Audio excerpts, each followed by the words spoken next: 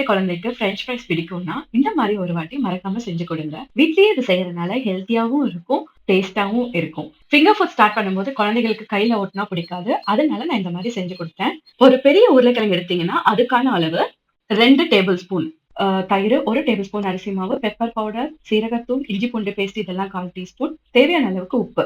இது எல்லாத்தையும் நல்லா போட்டு மிக்ஸ் பண்ணிட்டு, வேக வச்ச உருளைக்கிழங்க அந்த பேஸ்ட்ல போட்டு நல்லா கலரி வச்சுக்கோங்க. ஒரு சின்ன பிளேட்ல அரிசி மாவு எடுத்து வச்சுக்கோங்க. இப்போ ஒரு பேன் எடுத்து 3 டேபிள் ஸ்பூன் தேங்காய் எண்ணெய் ஊத்தி வச்சிருக்கேங்க.